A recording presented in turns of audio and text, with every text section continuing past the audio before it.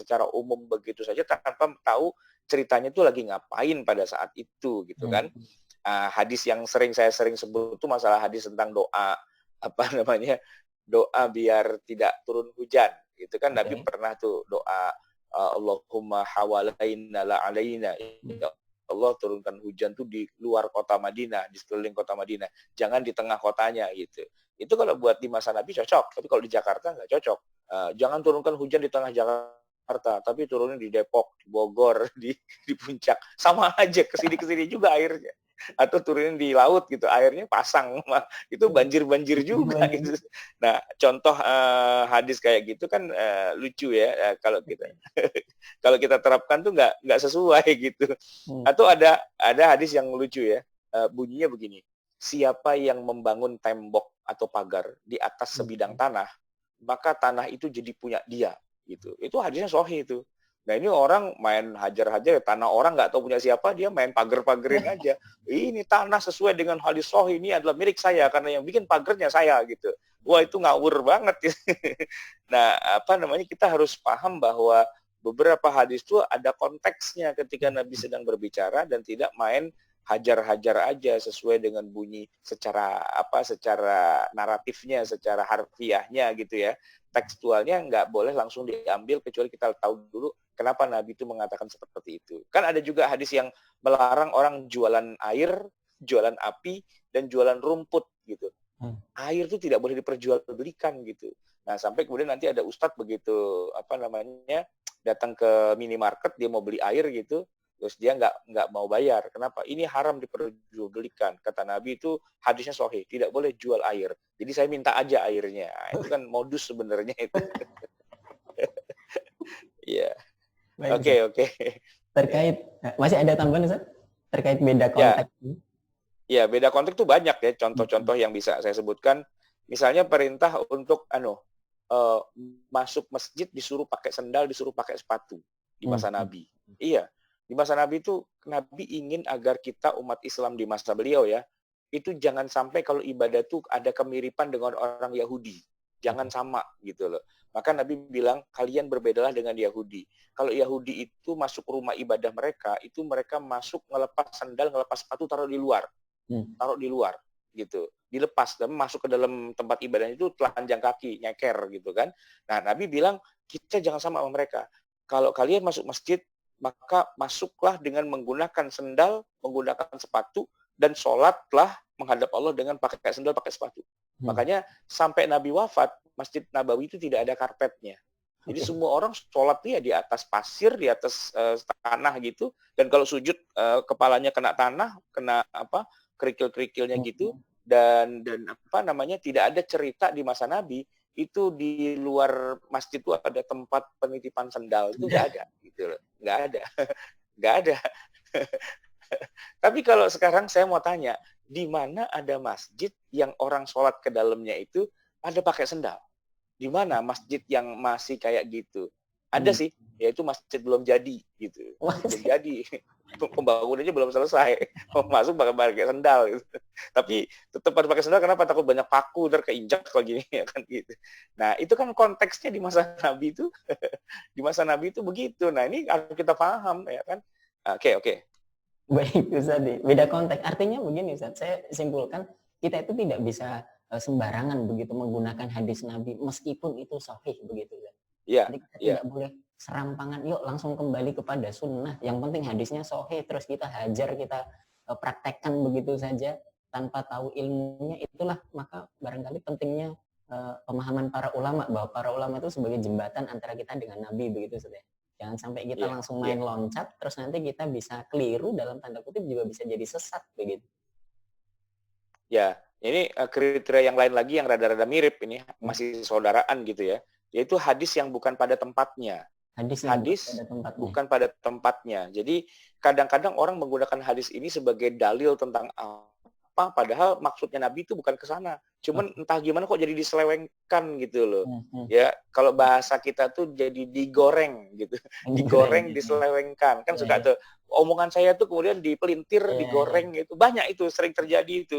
Contohnya nih ya, tentang tidak adanya qodok sholat gitu.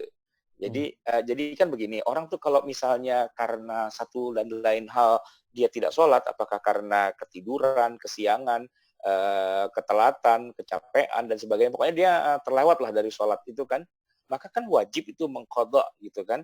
Tapi ada kalangan di sebagian umat Islam ini yang anti dengan qadha sholat. Nggak ada qadha-qadhaan itu katanya gitu kan. Nah, terus dia tanya, saya tanya gitu, ente bilang tidak ada qadha, dalilnya apa gitu. Karena justru Nabi itu ketika beliau pernah kesiangan, beliau mengqadha sholatnya. Ketika dalam perang Khandaq beliau terlewat dari melakukan sholat zuhur, asar, maghrib, isya, beliau mengqadha sholatnya di malam hari. Kok ente bisanya mengatakan tidak ada qadha-qadhaan tuh dari mana dalilnya? Dia bilang ada hadisnya, sahih gitu loh. Apa? Ternyata dia ambil petikan hadisnya Aisyah yang dipotong dan dipelintir gitu. Jadi kan kisahnya begini, di bulan Ramadan kayak kita sekarang ini, Aisyah tuh haid ceritanya. Dan namanya orang haid kan berarti tidak boleh puasa dan juga tidak boleh sholat. Nah, Aisyah bertanya tentang konsekuensi. Kalau saya nggak puasa, itu saya harus ganti apa enggak? Dan kalau saya nggak sholat, saya apa harus ganti juga apa enggak? Seperti puasa itu kan? Nah, oleh Nabi kemudian dijelaskan panjang lebar. Setelah itu Aisyah cerita kepada para wanita sahabiyah.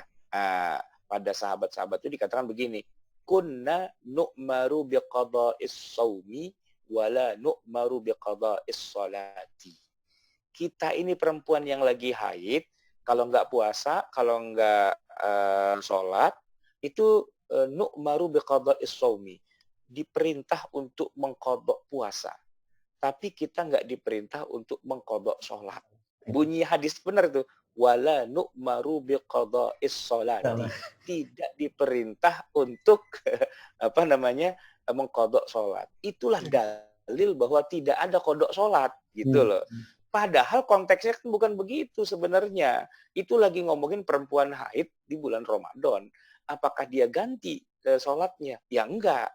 Tapi kalau yang di luar kasus orang haid gitu ya, bangun kesiangan lah, atau dulu masa mudanya kelam, jarang-jarang sholat, aturan sehari 5 waktu, sholat cuma sewaktu-waktu, seingatnya pas dipanggil polisi, pas lagi ngadep calon mertua doang pas sholat gitu kan.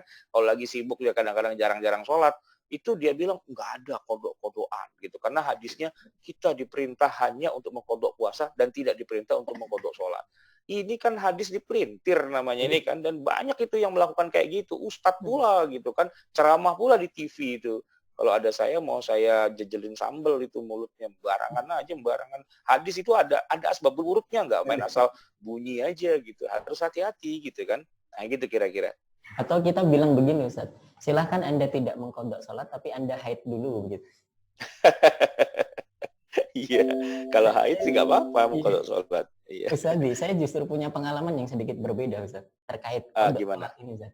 Bahwa kita tahu 4 mazhab itu sepakat bahwa kalau sholat-sholat yang tertinggal, terlewat itu harus diqadha, harus diganti. Meskipun sampai bertahun-tahun begitu. Nah, dalam satu pengajian saya sampaikan itu, hingga di akhir kajian itu ada yang bertanya, Ustadz, ada nggak dalilnya begitu sahabat atau nabi begitu mengqadha sholat-sholat yang sudah bertahun-tahun lamanya tidak dikerjakan? Kan nggak ada, berarti nggak perlu mengqadha sholat tuh. Maka saya jawab, Pak, ya nggak ada sahabat yang sampai ketinggalan sholat bertahun-tahun ya. Satu sahabat tuh nggak sholat 2 tahun tuh nggak ada, Pak. Dalam bahasa lain, ada sahabat yang kayak bapak ini. Tapi saya nggak bilang gitu, dan itu saya dikati saja gitu. Besok nggak diundang lagi ente. Besok nggak diundang. Baik Ustaz nih, satu pertanyaan sebelum nanti saya ke jamaah, silahkan bagi para jamaah yang bertanya kepada Ustaz langsung bisa menggunakan fitur angkat tangan begitu, nanti saya persilahkan atau bisa menulis di Zoom grup chat kita. Satu lagi Ustaz, terkait ini bahwa Nabi Muhammad SAW itu punya istri sampai 9 sampai 11 begitu, dan tidak ada yang mengingkari satupun bahwa ya memang seperti itu kenyataannya. Itu hadisnya sahih banget begitu, bahwa Nabi itu faktanya itu punya istri lebih dari 4 begitu. Ini kalau ini masuk dalam faktor yang mana Ustaz, alasan yang mana sehingga kita dilarang untuk punya istri lebih dari 4 begitu sebagaimana Nabi. Ya. Ya, kalau saya nulis buku itu saya taruh di bab yang nomor 8, kekhususan Nabi, ya, kekhususan. Jadi ada perilaku-perilaku Nabi yang tidak boleh kita tiru, ya. Walaupun pada dasarnya Nabi itulah panutan kita gitu ya, tapi beberapa hal itu tidak boleh. Misalnya puasa wisol, ya, puasa yang maghrib itu nggak buka tapi terus sampai malam, sampai besok pagi, sampai malam lagi terus berhari-hari. Itu Nabi kayak gitu puasanya. Jadi kalau dibilang apakah puasa wisol itu sunnah Nabi, emang sunnah Nabi gitu. Cuman sunnah yang haram. Sunnah tapi haram. Sunnah yang haram. Iya, gitu. Termasuk tadi yang antum bilang bahwa Nabi punya istri ada sampai 11 gitu kan. Iya benar itu, Nabi punya istri 11 gitu. Tapi apakah kita boleh punya istri sampai 11? Itu tidak boleh. Jadi apakah poligami itu sunnah Nabi? Tidak. Nabi itu tidak poligami. Maksudnya Nabi bukan beristri 4. Salah kalau ada orang beristri 4 itu sunnah Nabi, itu salah.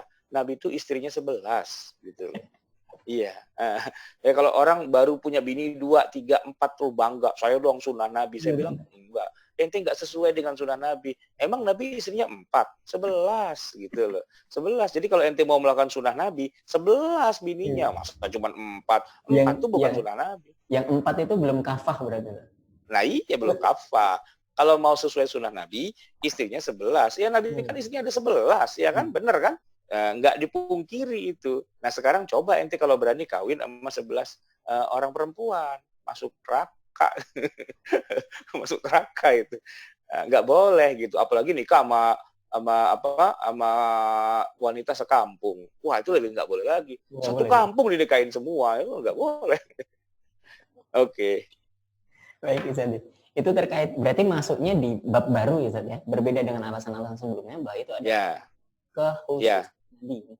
Kekhususan Nabi, iya. Betul hadisnya sahih, tapi tidak bisa kita pakai hari ini, begitu ya. Berarti ada juga sunnah-sunnah yang haram untuk kita kerjakan, Ustaz ya? Itu waktu Nabi nikah sama Zainab, ya. Zainab ini aneh sekali nih, kasusnya paling unik gitu. Zainab ini kan sebenarnya menantunya Nabi sebenarnya, menantu angkat ya, karena dia nikah sama Zaid. Zaid itu anak angkat Nabi, iya. Tapi kemudian Allah punya skenario bahwa Zaid itu cerai dengan Zainab, lalu jandanya si Zainab itu malah Allah nikahkan dengan Nabi Muhammad gitu. Harusnya kan itu nggak boleh, karena mantan menantu nggak boleh nikah sama mantan mertua harusnya. Tapi karena hubungan Zaid dengan Nabi Muhammad yang bukan anak dan bapak, tapi cuma anak angkat, tabandi, yang mana dalam Islam itu mau dihilangkan, maka untuk menegaskannya Allah punya skenario bagaimana agar Zainab itu menikah dengan Nabi Muhammad SAW. Nah, tapi kisah nikahnya itu yang lucu gitu. Jadi falamma qada Zaidun minha wataran zawwajnakaha. Ketika Zaid sudah menceraikan istrinya itu, ya, sudah mentalaknya, zawwajnakaha. Nah, kata Allah, aku nikahkan kamu dengan dia, yaitu dengan Zainab gitu. Nah, ayat itu turun malam-malam gitu. Begitu paginya Nabi bilang, cari Zainab. Ini ada ayat Quran terkait dengan dia gitu. Orang pada nyari Zainab gitu, cari di pasar di mana ketemu Zainab, panggil no sama Nabi gitu kan. Datang Zainab, ada apa ya Rasul? Ikut saya pulang.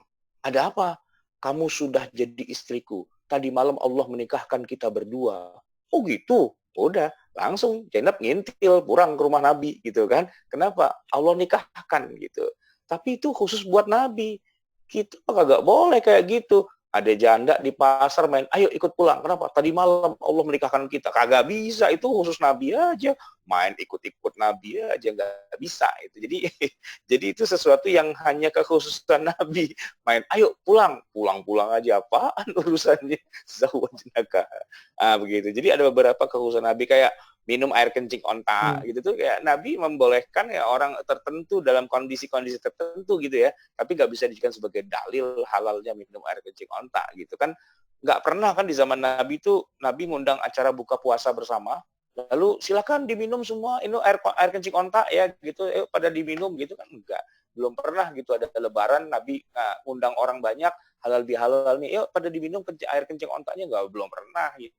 Itu kasus yang hanya terjadi sekali dan khususiyah Nabi saja. Oke. Baik Ustaz. Saya rasa begitu cukup Ustadz. Saya berikan kesempatan kepada jamaah untuk bertanya kepada Ustadz. Jadi Bapak Ibu jamaah ikhwan akhwat yang dimuliakan Allah Subhanahu wa taala, kajian kita pada sore hari ini sebenarnya sudah ditulis rapi sekali oleh Ustadz kita, Ustadz Ahmad Sarwat, itu dalam sebuah buku yang bisa Bapak Ibu dapatkan. Ini judulnya 40 hadis sahih yang tidak diamalkan. Saya ulangi ya, judulnya 40 hadis sahih yang tidak diamalkan. Ini bukunya seperti ini. Jadi Bapak Ibu bisa dapatkan begitu ya. Sekaligus hari ini insya Allah kita berikan satu hadiah begitu Ustaz ya. Satu buku ini kepada satu jamaah begitu. Nanti jadi silakan. Bapak Ibu silahkan ikut berinteraksi di kajian kita sore hari ini. Entah bertanya atau nanti juga barangkali Ustaz Sarwat akan memberikan pertanyaan. Siapa yang bisa jawab akan dapat satu buku ini. Kuis nih ya. Kuis. Ya, kita kuis Ustaz. Biar jamaah juga lebih hidup begitu, tidak hanya diem-diem saja begitu. Iya. Ini sudah ada pertanyaan satu Ustadz di Zoom grup chat kita, saya bacakan. Iya, silakan. Ustadz, sebagian pengajian mengkampanyekan sering mengatakan tidak ada hadis sahih. Sebut saja perihal peringatan Maulid Nabi dan sejenisnya. Apakah model dakwah seperti itu ada dalil atau hadis sahihnya? Bagaimana kita sebagai awam menyikapinya? Terima kasih. Ya, jadi gini, kalau dibilang Maulid Nabi itu tidak ada hadis sahihnya, itu benar. Sebagaimana juga pulang mudik juga nggak ada hadis sahihnya. Tapi kalau orang melakukan Maulid itu jadi masuk neraka, ya berarti pulang kampung, pulang mudik juga masuk neraka. Karena kan nggak ada hadis sahihnya. Tentu kita nggak bisa buat kaidah, kalau tidak ada hadis sahihnya berarti haram. Nggak bisa.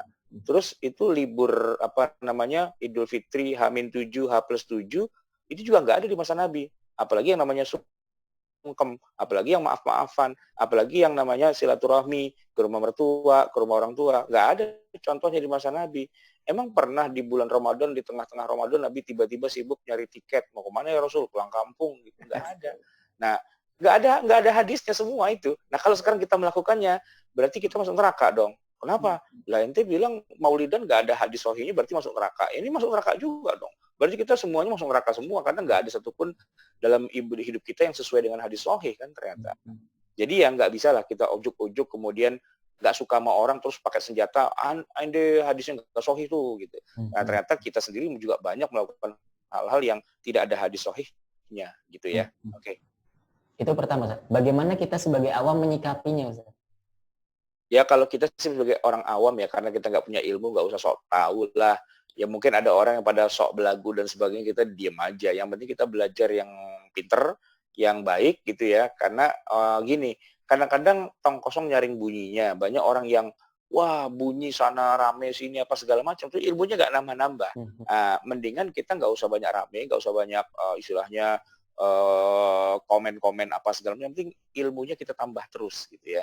Maka diam itu emas dan bisa jadi orang yang diam saja itu malah ilmunya lebih banyak daripada orang yang kebanyakan omong gitu sebenarnya. Diam itu emas, Masya Allah. Diam itu emas. Itu seperti slogan bapak-bapak di akhir Ramadan ini, Ustaz. Diam itu emas gitu. Jadi kalau istrinya minta emas itu bapaknya diam gitu aja.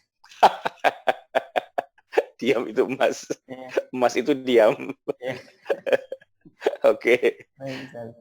Ini belum ada pertanyaan lagi atau saya undang begitu, saya satu jamaah silahkan mengangkat tangan kemudian bertanya langsung kepada Ustadz atau nanti Ustadz memberikan satu pertanyaan yang bisa dijawab kemudian kita akan berikan hadiah satu buku ini. Silakan bagi jamaah yang memberanikan diri begitu kira-kira. Ada Pak Catur, ada Pak Hanafi Muhammad, begitu. Mas Ramaki, tanyanya langsung Ki. Ada Pak Ferry Irawan, baik. Bapaknya. Ya. Pak Ferry Irawan, saya persilahkan. Bapak kan masih berdiri kan? Assalamualaikum. Waalaikumsalam warahmatullahi wabarakatuh. Ustaz, ini saya mau menanyakan ada beberapa pendapat, mungkin saya pernah dengar dari penceramah sebelumnya untuk masalah sholat witir. Witir itu kan maknanya ganjil, sedangkan awam kita kan 2 salam. Sedangkan ada beberapa pendapat sholat itu diawali dengan takbir, diakhiri dengan salam. Itu sholatnya sudah tuntas. Jadi jadi witir itu hanya satu yang terakhir itu aja yang 1 rakaat, bukan 3 begitu. Gimana menurut Ustaz? Ya. Baik. Saya mau jawab nih, tapi bisa dimatiin dulu nggak suaranya? Iya nih, kita minta kepada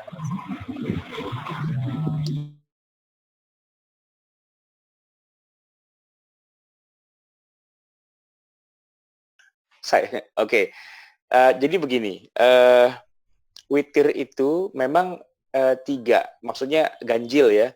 Bisa 1, bisa 3, bisa 5, bisa 7, 9, dan 11 gitu ya.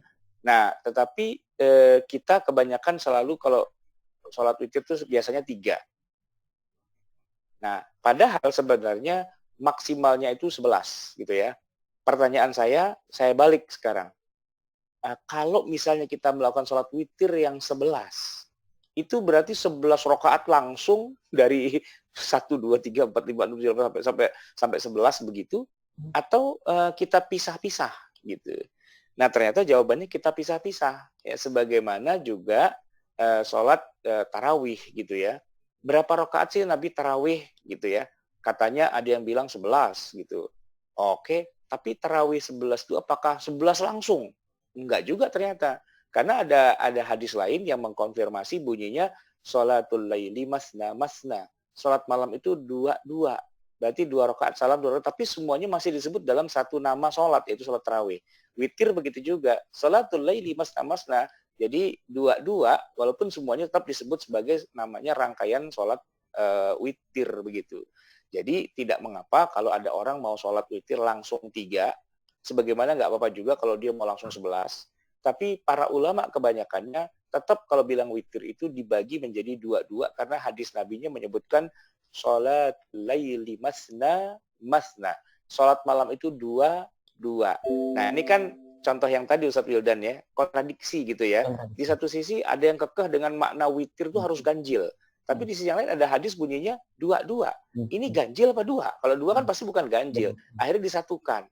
Disatukannya apa? Tetap dilakukan 2 ya, tapi disebut witirnya adalah secara keseluruhannya. Nah, begitu. Tapi itu tetap khilafiyah gitu. Jadi tetap ada yang kekeh dengan 3 langsung, ada yang 2 dan 1 gitu kan. Semuanya tidak ada yang salah. Ya, kita tidak bisa mengatakan kalau 2, 1 masuk neraka loh. Oh, 3 juga masuk neraka loh gitu. Jadi kalau dikit-dikit apa-apa bawa neraka gitu kan nggak seru kita hidup ini. Toh semuanya adalah hadis yang sahih dan para ulama sendiri berbeda pendapat tentang hal itu. Pokoknya gini deh, tenang aja. Selama para ulama berbeda pendapat, kita asik lah. Kenapa? Kita juga bisa ikut-ikutan beda pendapat juga dan nggak jadi masalah. Kenapa? Oh, ente ikut dia. Oh, saya ikut yang ini lagi. Dan semuanya para ulama juga yang dirahmati, yang diridhai oleh Allah Subhanahu wa taala. Jadi berbeda itu asik sebenarnya, gitu ya. Baik, Ustaz. Itu pertanyaan dari Pak Ferry Irawan tadi. Kita buka speakernya untuk Pak Asep Yama yang juga sudah mengangkat tangannya. Kita buka speakernya khusus untuk Pak Asep Yama. Silakan. Ya. Bisa minta tolongnya kepada hostnya khusus untuk Pak Asep Yama. Kita buka speakernya. Ya, silakan Pak Asep Yama. Assalamualaikum. Assalamualaikum Ustaz Sarwat. Assalamualaikum. Waalaikumsalam warahmatullahi wabarakatuh. Ustaz, saya mau tanya masalah menyimpulkan hadis, Ustaz. Kalau ada redaksi hadis, misalkan hadis tentang habatus sauda, misalkan habatus sauda adalah obat segala macam penyakit, gitu kan, kecuali kematian. Betul. Nah, dengan wabah COVID ini kan mungkin itu bisa jadikan barang dagangan, gitu kan. Ya, karena ini obat segala macam penyakit kan, kalau begitu. Dan ini bisa menjadi istilahnya sesuatu yang bisa dijual lah istilahnya seperti itu. Nah, bagaimana kita menyikapi penyimpulan hadis, Tad? Itu kan hadisnya sahih, Tad, kalau nggak salah seperti itu. Sahih. Pencerahannya, Tad. Mungkin banyak hadis lain yang sejenis dengan itu dan menjadi, mohon maaf, barang dagangan bagi beberapa orang untuk berdakwah seperti itu. Terima kasih kesempatannya. Assalamualaikum. Ya. Waalaikumsalam. Terima kasih. Jadi Pak. saya malah mau Saya malah mau nambahin, bukan hanya hadis, tapi Quran juga ada menyebutkan suatu benda yang menjadi obat bagi segala sesuatu, yaitu nahl atau madu. Fihi syifa'un likulli syai'in. Di dalam madu itu ada syifa, ada penyembuhan untuk segala sesuatu. Ini bukan lagi hadis loh, udah naik lagi derajatnya. Quran. Quran langsung bilang madu itu adalah obat dari segala sesuatu. Gitu kan? Nah, itu pedagang madu senang tuh dengan ayat itu. Kalau perlu dia bikin kaligrafinya yang gede. Tuh, Quran tuh bilang madu gitu kan. Nah, bahwa kemudian orang ambil untung dengan jualan madu atau jualan habba sauda, saya kira sih nggak ada masalah. Karena yang dia sampaikan tuh sebenarnya tidak keliru ya. Hanya saja boleh jadi kadang-kadang suka kurang tepatnya tuh begini. Misalnya saya kasih contoh penyakit ya. Penyakit itu ya, itu jumlahnya ada banyak ya. Kalau Nabi mengatakan obat dari segala penyakit, ya nggak salah juga. Penyakit yang dikenal oleh Nabi di ruang lingkup beliau, gitu ya, di Mekah, di Madinah. Nah sementara Nabi kan belum pernah ke Cina, ke Eropa, ke mana-mana itu kan belum pernah. Jadi kalau Nabi bilang obat segala sesuatu, ya benar gitu, dengan ruang lingkup beliau. Apalagi kalau kita bicara tentang timeline, zaman. Penyakit itu kan juga setiap waktu bertambah, nambah lagi, dan obatnya nggak akan sama, nggak mungkin. Karena penyakitnya berbeda, berarti obatnya berbeda lagi, gitu kan. Nah, antara kita dengan Nabi Muhammad sudah terpisah jarak sampai 1.500 tahun. Penyakit-penyakit yang ada di zaman Nabi, sekarang udah nggak ada. Di zaman Nabi, penyakit itu udah nggak ada sekarang, gitu loh. Nah, tapi yang di zaman sekarang muncul penyakit yang baru lagi, ya kan? Kalau saya boleh sebut misalnya cacar. Cacar tuh pernah membunuh jutaan umat manusia dulu. Lalu kemudian ditemukan vaksinnya, cacar kemudian menurun gitu. Angkanya kurvanya melandai. Sekarang kita ngomong belagu nih, kurva melandai. udah kayak ahli banget gitu ya, kurvanya melandai. Banyak pandemi wabah yang sebenarnya dulu pernah pernah begitu besar, ada Ebola, ada SARS, ada apa dan sebagainya, pernah gitu ya, lalu turun gitu ya kan. Nah, sekarang muncul lagi yang namanya COVID-19 sekarang ini gitu ya, yang obatnya belum ditemukan. Nah, kalau kita bicara tentang perkembangan dinamika penyakit menurut zaman gitu ya, itu apa yang dipakai oleh Nabi di masa itu, madu, habba sauda dan sebagainya, tidak salah, tapi cocok untuk zamannya, belum tentu cocok untuk zaman-zaman berikutnya, kan begitu kan? Karena setiap penyakit itu juga pasti ada, kan gini, obat, yang namanya obat tetap saja harus ada dosisnya. Karena kalau nggak sesuai dengan dosisnya nggak bisa. Bisa jadi orang malah overdosis, malah mati gitu kan. Nah, sekarang begini, madu itu obat segala sesuatu. Tapi kira-kira orang bisa mati nggak kalau kebanyakan minum madu? Ya mati juga kalau nggak sesuai dengan dosisnya. Begitu juga habba sauda, ya, makan habba sauda 10 kilo, mati dia gitu, karena nggak sesuai dengan dosisnya gitu kan. Nah, maka ada sih dia mengandung unsur obat, tapi juga harus ada ilmunya, yaitu ilmu tentang dosis gitu kan. Nah, kira-kira ada orang yang alergi dengan obat tertentu, cocok dengan obat tertentu, maka kita tidak bisa menjadikan hadis Nabi itu sebagai istilahnya merek dagang secara global gitu ya, nggak bisa. Ya harus dilihat dulu kasus per kasus. Tapi bahwa secara umum habba sauda itu mengobati, benar. Bahwa madu itu mengobati, juga benar. Kita nggak bisa menolak gitu. Tapi bukan berarti kemudian semua penyakit habba sauda. Nggak. Semua penyakit madu. Nggak juga. Ya kalau Anda mau dagang pakai bawa-bawa ayat itu sih bolehlah, silakan aja. Tapi kemudian jangan ngebodoh-bodohi orang bahwa satu-satunya obat hanya madu, satu-satunya obat hanya habba sauda. Enggak juga, enggak kayak gitu. Toh kalau kita baca Tibbun Nabawi, Nabi itu mengobati orang atau ngasih tahu obat tuh nggak cuma habba sauda dan madu ya, tapi ada puluhan lagi jenis-jenis obat-obatan yang pernah Nabi sampaikan gitu. Ini menunjukkan bahwa Nabi itu sangat dinamis dalam masalah obat-obatan sebenarnya. Oke. Baik, Ustaz. Bapak Ibu, tetap